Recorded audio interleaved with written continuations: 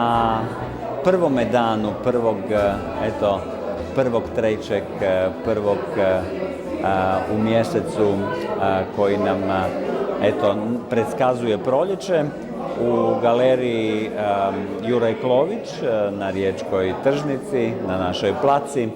U ovoj galeriji koja je do sada vidjela niz prekrasnih izložbi, krasnih umjetničkih ostvarenja riječkih, ali i nacionalnih i internacionalnih umjetnika. Večeras nam se nakon dugih 7 godina predstavlja slikarica, akademska slikarica Morena Brnčić. Morena Brnčić je donedavno imala svoj atelje i galeriju u Križanićevoj ulici u Rijeci. Zatvaranjem tog ateljeja i galerije koja tamo preko 10 godina nudi mogućnost da se upoznamo njezinim radom, imamo ovu mogućnost večeras da vidimo što je nastalo tijekom ovih 7 godina, što je nastalo i u nekom vremenu koje je bliže nama. Večeras Boca u moru, a u boci mora još toliko, jest izložba koja tematizira sa radovima, slikarskim radovima Morene Brnčić, ono što ona zapravo stvara od svojih početaka, završivši likovnu akademiju Brera u Milanu, ona sa svojim izuzetnim sposobnostima, što slikarskim, što onim što joj je akademija dala kao mogućnost istraživanja slikarskog metija, večeras opet govori o onome što joj je blisko, a to je ono što vidi, to je ono što osjeća, to je ono što je okružuje.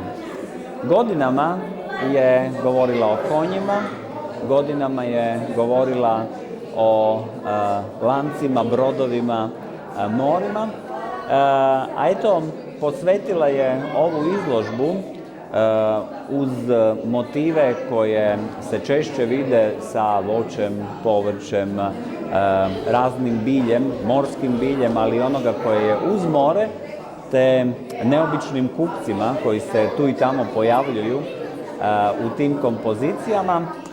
To su ove slike koje imaju formu jadranskih amfora.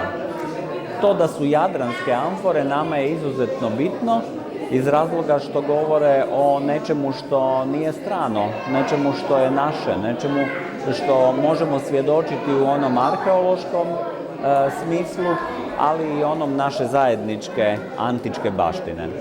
Koliko god svojim slikarstvom pokazuje naizgled hiperrealističku stvarnost, ona je zapravo jedan potpuni odmak od toga.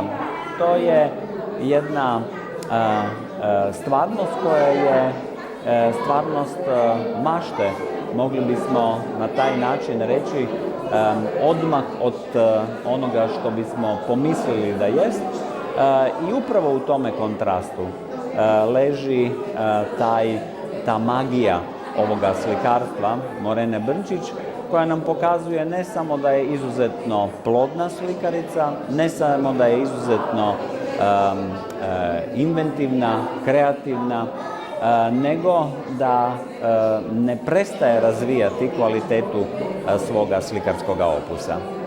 Ja sam htjela prikazati more drugačije, htjela sam ga prikazati dinamičnije. Vezano za nekakvu povijest, za duboku povijest, amfore su se koristile u Rimskom carstvu, nešto prije isto. I taj oblik mi je bio interesantan, bio mi je dinamičan, bio mi je vrlo dekorativan, a kako je sam oblik, sama amfora je jedna vrsta boce, od tuda i naziv izložbe Boca u moru, a u boci mora još toliko.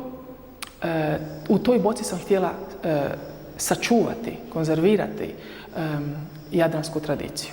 Dakle, te amfore, došla sam jednostavno razmišljajući kako more predstaviti na drugačiji način, da bude dekorativno, da bude zanimljivo, da bude drugačije od drugih. Drugi veliki motiv koji predstavljam večeras jeste mrtva priroda. To je zapravo moj light motiv. On se javlja od završetka moje akademije, kada sam tijekom akademije cijelo vrijeme ga ignorirala. Mrtva priroda mi uopće nije bila interesantna, ja sam radila konstantno pokret, animalizam i aktove tijekom akademije.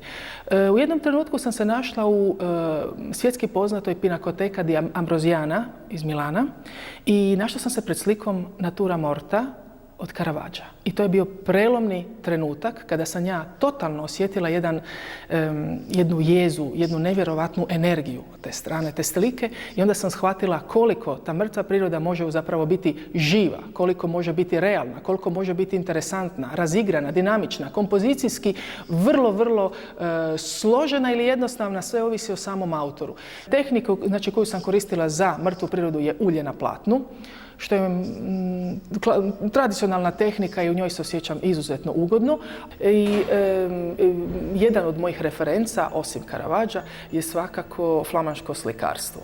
Umjetnici su tretirali različite teme, između ostalog i ribe.